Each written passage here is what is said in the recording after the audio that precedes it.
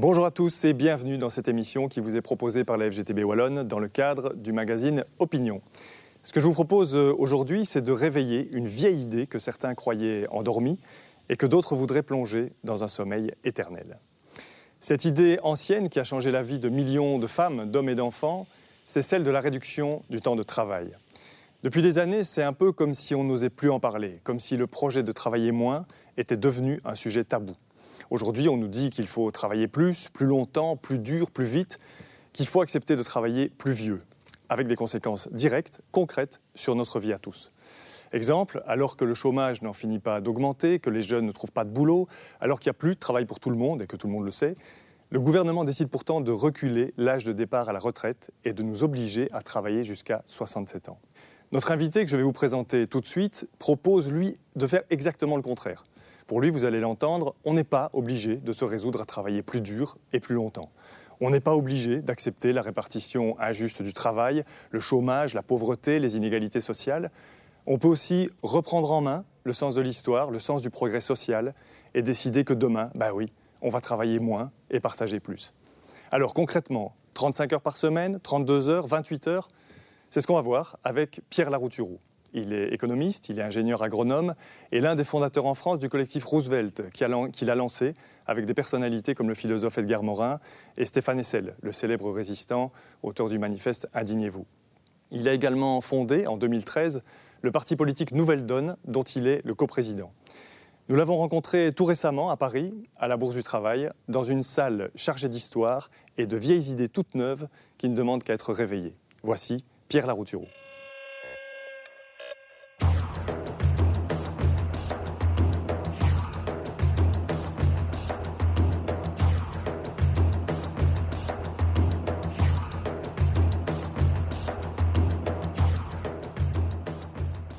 Pierre Larouturou, bonjour. Bonjour.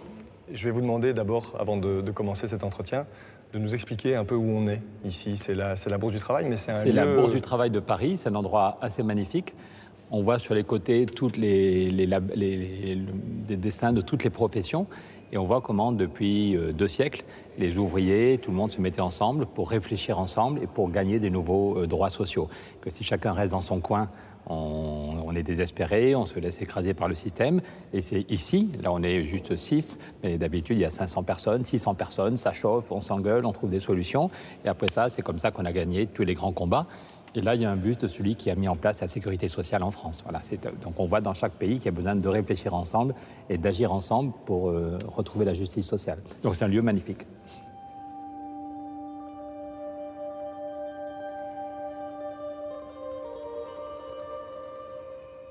Pierre Larouturou, avant de parler de la réduction du temps de travail, je voudrais avoir votre opinion sur la situation sociale en France. Comment ça va chez vous ? Très mal. C'est une catastrophe sociale. Il y a 6 millions de chômeurs et des millions de précaires. Tous les mois, les chiffres du chômage disent qu'il y a 20 000 ou 30 000 chômeurs de plus. Donc c'est déjà une catastrophe. Tous les mois, 20 000 ou 30 000 chômeurs de plus. Et en fait, on ne compte pas tous ceux et celles qui ne sont plus comptés comme chômeurs parce qu'ils tombent dans la pauvreté. Et tous les mois, il y a 50 000 ou 60 000 personnes qui ne sont plus comptées comme chômeurs parce qu'ils tombent un cran plus bas. Donc en fait, on est sur un rythme en France, entre ceux qui arrivent au chômage en plus et ceux qui ne sont plus comptés parce qu'ils tombent dans la pauvreté, il y a quasiment tous les mois 80 000 ou 100 000 personnes, 80 000 ou 100 000 familles qui sont touchées par le chômage et la pauvreté. Et l'autre jour, je rencontrais un chercheur de l'INSERM, c'est-à-dire l'Institut des sciences médicales, qui me disait qu'il avait suivi la population française pendant 12 ans et qu'il pense, qu'il est sûr, que le chômage provoque chaque année entre 10 000 et 20 000 morts.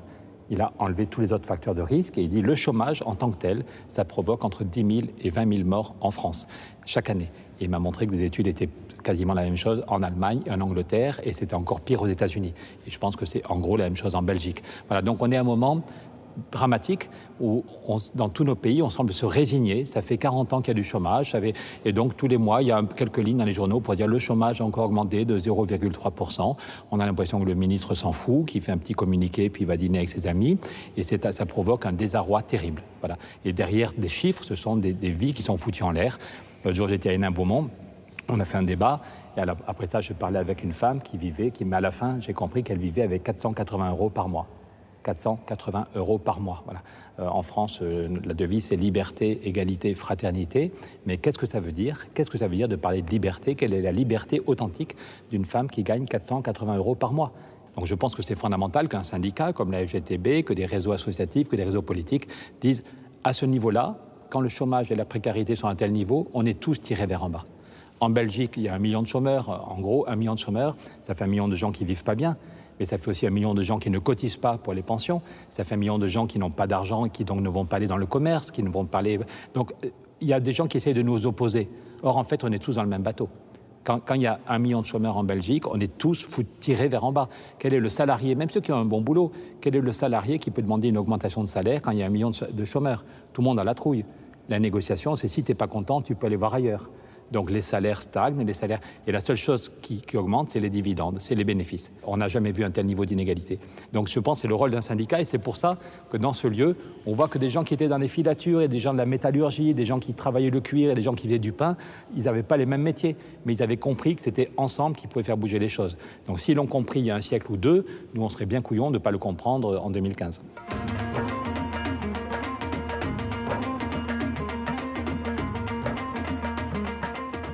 Alors, d'abord, pour bien savoir de quoi on parle, expliquez-nous comment vous voyez cette question de la réduction du temps de travail et pourquoi vous la portez avec autant de conviction. Le point de départ, c'est que moi, j'étais consultant chez Arthur Andersen, Accenture, et j'ai été pendant 11 ans consultant, et je passais mon temps à faire des gains de productivité dans les entreprises. J'étais en costume cravate, très bien payé, et j'allais dans les entreprises, on mettait des robots, on mettait des machines à commande numérique, on faisait des plans de formation pour que les salariés soient plus efficaces, et du coup, on faisait encore plus de productivité, et souvent, ça débouchait sur des licenciements. Donc j'étais payé pour faire ça 5 jours par semaine, et le samedi, j'allais dans des quartiers difficiles avec ATD Carmonde, qui est une ONG qui lutte contre l'exclusion, et j'allais faire du colportage de livres pour aider des enfants à lire, voilà. Donc je me dis à un moment qu'il y en avait marre de la schizophrénie, je mettais toute mon intelligence 5 jours par semaine pour améliorer le business et faire de la productivité, et puis le week-end, j'allais voir des quartiers où le chômage foutait tout en l'air, les familles étaient explosées par la pauvreté, bon. Et donc avec quelques amis, on s'est dit, peut-être qu'on peut trouver des solutions, et on s'est rendu compte qu'il y avait une solution toute bête, toute simple, c'était de reprendre un mouvement historique de baisse du temps de travail. De comprendre qu'aujourd'hui, on vit une révolution. Qu'avec les robots, avec les ordinateurs, avec l'intelligence qu'on a mis dans la tête des gens, en Belgique, en Allemagne ou en France, il y a beaucoup plus d'étudiants qu'il y a 40 ans. On a mis des universités, on a de la formation continue. Donc ce mélange d'intelligence dans les têtes et dans les technologies fait qu'on produit, vous voyez la courbe de la productivité, on a fait plus de productivité depuis 40 ans que sur les 2 siècles précédents. Donc on produit beaucoup plus, le gâteau a presque doublé. Ça fait 40 ans qu'il y a du chômage dans tous nos pays, mais le volume de richesse a plus que doublé. Mais pour produire 2 fois plus, on a besoin de moins de travail. Et du coup, il y a un partage du travail qui est stupide. Il y a déjà aujourd'hui un partage du travail. En Belgique, vous avez 1 million de chômeurs qui font 0 heure par semaine, et les autres qui font en gros 40 heures. La durée officielle, c'est 38, mais la durée réelle, c'est à peu près 40 heures. En France, il y a un rapport qui vient de sortir qui dit que la durée réelle en France pour un salarié à temps plein est à 39,6 heures. On nous dit que c'est les 35 heures, et la droite explique que tous les problèmes viennent des 35 heures, si on a mal aux pieds, ça vient des 35 heures, s'il pleut en hiver, c'est avec Sarkozy, tous les problèmes viennent des 35 heures. Mais en fait, l'INSEE dit qu'en France, un salarié à temps plein est à 39,6 heures. Donc il y a un partage du travail dans tous nos pays, on ne le dit pas, il n'y a pas eu de débat, mais c'est le marché qui répartit le travail. Soit tu travailles 0 heure, tu es au chômage, soit tu travailles plein pot, 39 ou 40 heures. Et puis il y en a qui ont du mal à vivre avec des boulots à temps partiel. Donc maintenant, la question n'est pas pour ou contre le partage du travail, mais est-ce que le partage actuel nous convient? Et la réalité, c'est non, à cause de la souffrance qu'il provoque, les millions de chômeurs en Europe qui n'ont pas de quoi vivre, et certains meurent et certains dépriment. Et puis les seuls qui en profitent, je le répète, c'est les actionnaires. Donc c'est pas pour rien si on a du mal, s'il y en a qui bloquent, il y en a qui essayent de nous ringardiser. Quand la FGTB veut relancer le débat sur le temps de travail, on vous explique attendez, ça marche pas. Il y en a bien qui ont intérêt au partage actuel. Je le redis, quand il y a 1 million de chômeurs en Belgique, quel est le salarié qui peut demander une augmentation?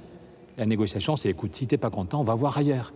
Et tout le monde s'écrase. Tout le monde est d'accord pour dire qu'il y a un mouvement historique de baisse du temps de travail, et c'est jamais le bon moment pour continuer. Tous nos grands-pères, qu'on soit de droite ou de gauche, qu'on soit belge ou français, on travaille tous 2 fois moins qu'il y a un siècle. On travaille tous 2 fois moins. On travaille tous, tout le monde travaille 7 jours sur 7, et on est passé de 7 jours à 6, on est passé de 6 jours à 5, on a donné des congés payés, on a arrêté le travail des enfants. Donc on travaille tous 2 fois moins que nos arrière-grands-pères, et on gagne 5 fois plus. Donc n'en déplaise à M. Sarkozy et à tous les libéraux de droite ou de gauche, le sens de l'histoire, ce n'est pas de travailler plus pour gagner plus. On travaille, l'histoire dit qu'on travaille 2 fois moins et qu'on gagne 5 fois plus que nos arrière-grands-pères. Ça s'appelle l'intelligence humaine, ça s'appelle le progrès social. Et il y en a toujours qui ont bloqué ce mouvement. En France, par exemple, il a fallu que l'Église et tous les syndicats se mettent ensemble en 1906 pour obtenir le dimanche comme jour chômé. Il y en a déjà qui expliquaient que ce n'était pas possible. Il y en a qui expliquaient que si les ouvriers avaient un jour de repos par semaine, ils allaient se mettre à boire, qu'ils ne pourraient plus travailler le lundi. Quand il y a eu les congés payés, il y en a qui expliquaient que les ouvriers vont partir au bord de la mer et ils ne reviendront pas. Donc il y en a toujours qui ont trouvé des arguments stupides, pour être poli, pour dire qu'il fallait travailler plus. J'ai retrouvé dans le film de Howard Zinn, Histoire populaire des États-Unis, on voit des enfants, c'est émouvant, des enfants qui disent pas plus de 55 heures par semaine. Ok, on veut bien travailler. Des enfants qui disent pas plus de 55 heures parce qu'on veut aussi avoir du temps pour apprendre à lire. Et certaines personnes, à l'époque, expliquaient que c'était de l'utopie, que si les enfants travaillaient seulement 55 heures par semaine, le système ne pourrait pas tenir. Welcome to the land of freedom. Entre 1900 et 1920, plus de 14 millions d'immigrants débarquent aux États-Unis. Ils viennent de toute l'Europe, de Russie, d'Irlande, d'Allemagne ou de l'Empire austro-hongrois, comme les parents d'Howard Zinn. Ils fuient la misère, ou la guerre, ou le racisme, ou l'intolérance religieuse. Ils rêvent de terre promise, ils rêvent de fortune, ils rêvent simplement d'une vie meilleure. À toute la misère du monde, le nouveau monde ouvre ses bras. Aux indésirables, aux fuyards et même à quelques utopistes. Mais surtout, l'industrie qui se développe recherche une main-d'œuvre pas chère, facilement exploitable, hommes, femmes, enfants, facile à diviser, facile à utiliser contre ces satanés syndicats ouvriers qui exigent de travailler moins de 12 heures par jour avec leurs grèves qui ruinent le pays et qui empêchent ceux qui veulent travailler de travailler. Des luttes, des grèves, il y en a partout. Même les enfants manifestent.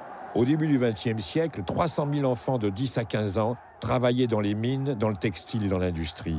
À Philadelphie, en 1903, des enfants qui travaillent 60 heures par semaine se mettent en grève en criant « Nous voulons aller à l'école, 55 heures ou rien ».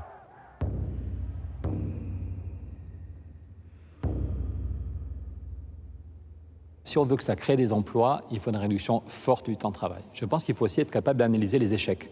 Quand il y a eu les 35 heures en France, moi j'avais fait un livre qui s'appelait 35 heures de double piège. On n'était que deux, Michel Rocard et moi, à critiquer. Martine Aubry ne voulait même pas nous serrer la main parce qu'il fallait dire que tout était génial et c'était soit avec Martine Aubry, soit un méchant libéral. Et nous, on avait dit, c'est une question très importante, le temps de travail, mais la méthode employée pour les 35 heures n'est pas la bonne. Les 35 heures, je pense, ont donné une image catastrophique du temps de travail parce que la mesure était imposée, la mesure était ambiguë. On a dit qu'on passait à 35 heures, mais en fait, les entreprises pouvaient rester à 38 heures et donc ne créer aucun emploi. Donc c'était en même temps très violent comme affrontement et en même temps un résultat très ambigu. Donc je pense que ça a compliqué pour les syndicats, mais la bonne nouvelle c'est que là maintenant tous les syndicats d'Europe, la FGTB est un peu en avance, a été en avance, mais là je crois que tous les syndicats d'Europe veulent relancer ce mouvement. Parce qu'on se rend compte aussi qu'il n'y aura plus de croissance.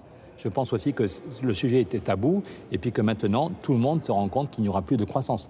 Aux États-Unis aussi, c'est le débat sur le temps de travail en train de renaître. C'est Robert Reich, qui était le ministre de Clinton pendant 4 ans. Et Robert Reich dit que la grande réforme qu'on doit faire, c'est de baisser le temps de travail sans baisser les salaires avec une vraie réforme fiscale. Reich explique que le chômage aux États-Unis vient des gains de productivité. Que la production sur le territoire américain augmente et que si l'emploi se casse la figure, c'est à cause de la productivité. Donc peut-être que la FGTB, vous vous sentiez seul un peu quand vous avez décidé de relancer le débat, mais je crois que c'est un combat fondamental.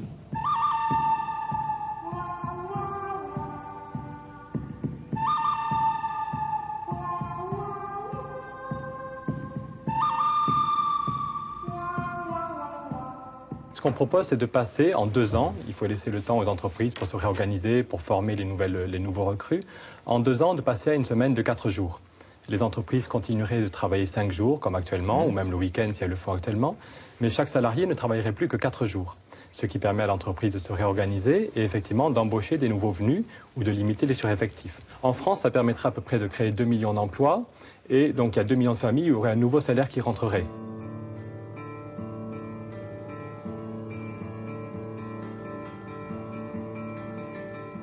Dans la plupart de nos métiers, ce qui compte, c'est le nombre de jours de travail. C'est pour ça que nous, on ne parle même pas des 32 heures, on préfère parler de la semaine de 4 jours. On dit qu'il faut aller vers les 4 jours à la carte. Dans beaucoup de métiers, si on commence sa journée, on la fait jusqu'au bout. Voilà. Donc il vaut mieux dire qu'on fera tous un jour de moins par semaine et que du coup, l'entreprise va recruter. Et la bonne nouvelle, c'est qu'il y a déjà 400 entreprises en France qui l'ont mis en place. Par exemple, je ne sais pas si vous connaissez Maminova, je ne sais pas si c'est des marques connues en Belgique, les yaourts Maminova ou le jambon Fleury-Michon. L'entreprise reste à 6 jours. L'usine travaille 6 jours par semaine. On ne va pas fermer l'électricité le jeudi soir. L'usine travaille 6 jours par semaine, mais tous les salariés sont passés à 4 jours. Je connais aussi une entreprise qui fait des logiciels d'informatique où les gens qui font de la hotline, ceux qui répondent aux clients, sont vraiment passés à 4 jours chaque semaine. Par contre, ceux qui inventent les nouveaux logiciels, ils ont plutôt une semaine de vacances toutes les 4 ou 5 semaines. Vous voyez, c'est pour ça qu'on dit 4 jours à la carte. Je connais aussi une entreprise de camionneurs où ils alternaient des semaines de 5 jours et des semaines de 3 jours. Parce que quand vous faites des transports longs, voilà, ça doit être négocié. Mais ce qu'il faut, c'est une réduction forte, bien organisée. Parce qu'il y a aussi des entreprises qui ont baissé le temps de travail. Par exemple, je connais une entreprise de grande distribution, mais les ouvriers ou les ouvrières disent qu'on leur dit seulement le mardi, en fonction de la charge de travail, si elles auront quelques heures de libre ou pas. Elles n'ont rien gagné en qualité de vie. Si dans une PME, si on baisse le temps de travail de 3 heures ou 4 heures, on ne va pas embaucher quelqu'un. Par contre, si tous les salariés font un jour de moins, là, on va créer des vrais emplois. Donc après ça, ce qu'il faudra... Je pense que la première étape, c'est de réussir à relancer le débat, à relancer les négociations et à passer à la semaine de 4 jours. Voilà. Donc, parce que pour le moment, c'est la façon de partager le travail qu'on met en place. Pour le moment, c'est les petits boulots.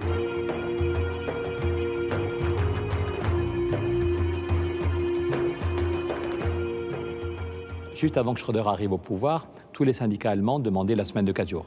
Les grandes manifs du 1er mai avant l'arrivée de Schröder, c'était die Viertagewoche, la semaine de 4 jours. Et je me souviens d'une interview du docteur Hartz, qui était le DRH de Volkswagen, et un journaliste demandait à M. Hartz, est-ce que la semaine de 4 jours, ça marche toujours chez Volkswagen ? Il disait oui, on est passé à 28 heures et ça marche très bien, ça a évité 30 000 licenciements. Il a fallu réorganiser, évidemment, c'est vivant, ça bouge. Mais Hartz disait, si toute l'Allemagne passait à la semaine de 4 jours, on pourrait diviser par 2 le chômage. Donc Hartz était sur l'idée au début d'un mouvement collectif, bien négocié, avec maintien des salaires. Il faut en même temps un mouvement général dans tout le pays, et puis voir branche par branche et entreprise par entreprise et équipe par équipe. Comment on se réorganise, les problèmes de formation. Si tous les gens du bâtiment passent à la semaine de 4 jours, si on le faisait en 3 semaines, ou si tous les hôpitaux passaient à la semaine de 4 jours, on va manquer d'infirmières. Donc on voit bien qu'il faut en même temps un objectif général ambitieux, et puis après ça, voir branche par branche, ou local par local, les besoins de formation. Donc on sait que ce n'est pas facile, il faut 3 mois ou 6 mois pour se réorganiser, c'est un vrai boulot. Mais à partir des 400 pionniers qui sont déjà passés à 4 jours, on voit que le ministère disait qu'on pourrait créer 1 600 000 emplois en France. La première étape, c'est de réussir à relancer des négociations, à convaincre les gens que la semaine de 4 jours, c'est possible et qu'on va tous y gagner.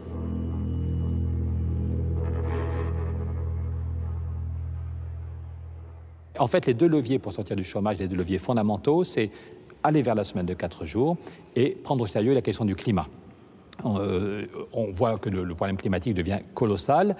Beaucoup de gens pensent qu'il n'y a pas de solution. Et nous, ce qu'on dit à Nouvelle Donne, c'est que les 1 200 milliards, la Banque Centrale Européenne vient d'annoncer qu'elle va créer 1 200 milliards. On n'en parle pas alors que c'est énorme. Dans tous nos pays, en Belgique comme en France, les parlements se déchirent pour trouver 1 ou 2 milliards d'économies. Tandis que là, la Banque centrale va créer 1 200 milliards qu'on met à disposition des banques. Ben nous, ce qu'on dit, c'est que les 1 200 milliards ne doivent pas aller pour les banques, mais doivent aller pour un traité européen qui va financer la lutte contre le dérèglement climatique. Et la France, la Belgique, l'Allemagne, la Grèce auraient chaque année, pendant 20 ans, on aurait de quoi financer du boulot pour des ouvriers, des techniciens qui vont isoler les bâtiments, isoler nos maisons, isoler nos immeubles, nos entreprises. On aurait, chacun de nos pays aurait 2% du PIB gratuitement. La France aurait chaque année 40 milliards à taux zéro pour financer ces travaux. Et donc, ça peut créer, toutes les études disent que ça peut créer entre 200 000 et 300 000 emplois en France. Vous voyez à peu près vous faites la proportion en Belgique. Donc, si en même temps on baisse le temps de travail et qu'on prend au sérieux la question du climat, on peut vraiment diviser par 2 le chômage en 3 ou 4 ans.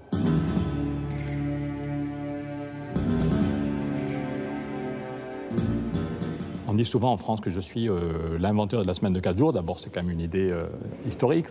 Et en fait, c'est Antoine Riboud, celui qui a lancé le débat en France.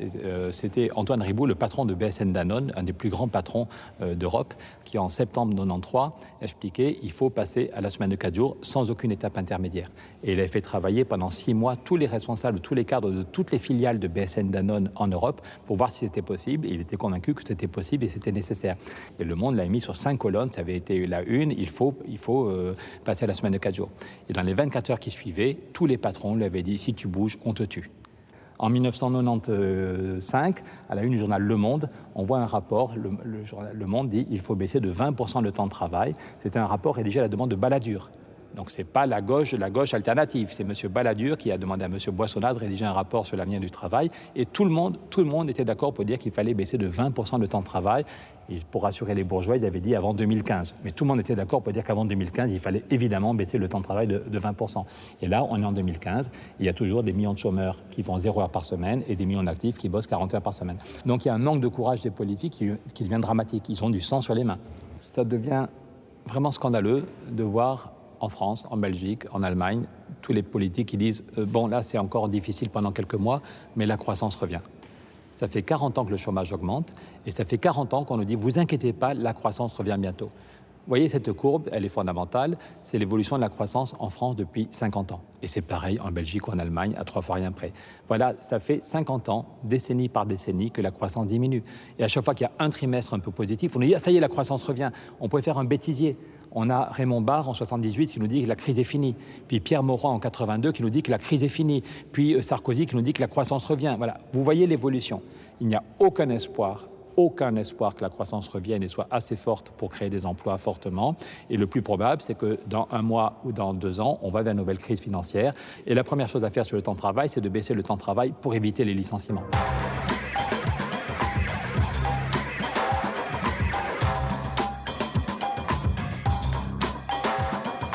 Est-ce qu'on a choisi l'impuissance? Est-ce qu'on accepte l'effondrement? Ou est-ce qu'on se dit, allez, ça ne va pas être facile, au début il y en a qui vont ricaner, mais si on avait dit que le mur de Berlin allait tomber, il y en a qui ricanaient.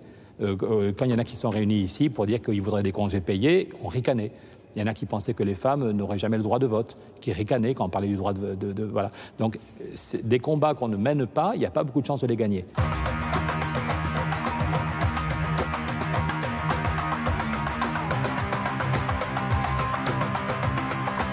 En fait, on n'a réglé aucun problème depuis 2008. Ce que dit Stiglitz, c'est juste, il dit que depuis 2008, on s'est contenté de déplacer les fauteuils sur le pont du Titanic. Le niveau de spéculation sur les marchés financiers en Europe, aux États-Unis ou en Chine, c'est pire qu'en 2008. Le niveau de précarité dans les peuples, il y a beaucoup plus de chômage et de précarité. Aux États-Unis, officiellement, le chômage est stable à 7%, mais on voit que tous les mois aux États-Unis, il y a 300 000 ou 400 000 Américains qui ne sont plus comptés comme chômeurs parce qu'ils ils sont découragés. Donc le bon indicateur aux États-Unis, vous voyez cette courbe, elle est impressionnante, c'est le taux d'activité qui s'effondre. Il y a maintenant moins de 63% des Américains qui sont actifs. Voilà. Donc on voit bien que tous ceux qui nous disent « il n'y a qu'à faire comme aux États-Unis, simplifier le code du travail, baisser le coût du travail, privatiser », ben non, aux États-Unis, la croissance ne se maintient que parce qu'ils ont mis 3 000 milliards, excusez-moi avec tous les chiffres, mais la Banque centrale a mis 3 000 milliards sur la table. Donc évidemment, si vous mettez 3 000 litres d'adrénaline, le malade réagit, mais il faut créer à partir de rien la planche à billets 3 500 milliards, donc ça maintient un peu de croissance, mais malgré ce peu de croissance, le taux d'activité s'effondre. Donc on n'a rien réglé depuis 2008, donc c'est pour ça qu'on risque d'aller vers une crise majeure, et la crise vient fondamentalement, d'où vient la crise? Des inégalités. Pourquoi est-ce qu'on a poussé les gens à s'endetter? C'est parce que dans tous les pays, la part des salaires diminue. C'est pour ça que la FGTB a raison de dire que la justice sociale, ce serait dramatique de faire croire que la justice sociale, c'est un luxe auquel il faut renoncer à cause de la crise. On nous dit, attendez, on est d'accord, on est tous pour la justice, mais là, c'est la crise. Donc, il faut se serrer la ceinture et baisser les salaires, parce que les Allemands ont baissé les salaires et les Espagnols aussi. Donc, si vous ne baissez pas les salaires, on va fermer une usine en Belgique pour aller en Espagne. Mais il faut comprendre que la crise vient fondamentalement des inégalités. Si on a poussé les peuples à s'endetter, c'est parce qu'on ne leur donnait pas par le salaire. Quand la part des salaires diminue de 10 points, on a maintenu la croissance uniquement parce qu'on a donné par la dette ce qu'on ne donnait pas par le salaire. La crise financière vient fondamentalement de la crise sociale. Donc, nous expliquer que la justice sociale, c'est un luxe auquel il faut renoncer, c'est qu'on n'a rien compris. La justice sociale, même du point de vue bêtement économique, c'est le fondement. Il faut que tout le monde ait un boulot correct et un salaire correct pour que la société marche. Ce n'est même pas un problème de dignité humaine, c'est juste un problème de business. Donc, il y en a qui n'ont rien compris, et ce qui est dramatique, c'est qu'ils n'avaient pas vu 2008, ils ne comprennent rien, on leur donne encore la parole. Mais tous, on va se faire entendre et montrer qu'il y a d'autres solutions.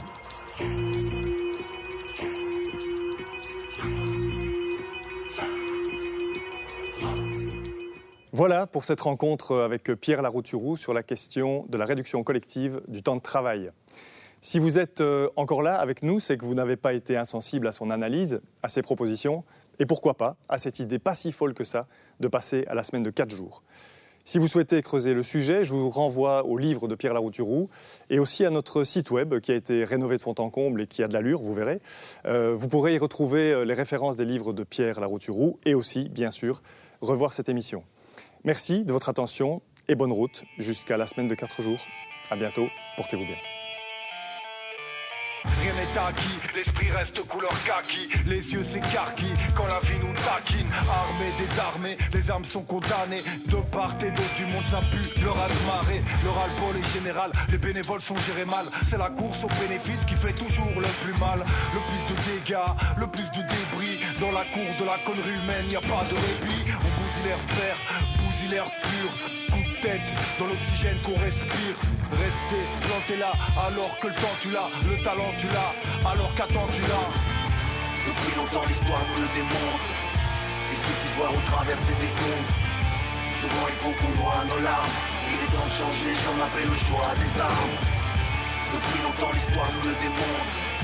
Il suffit de voir au travers des comptes. Souvent il faut qu'on noie nos larmes. Il est temps de changer, j'en appelle au choix des armes. Depuis longtemps l'histoire nous le démontre.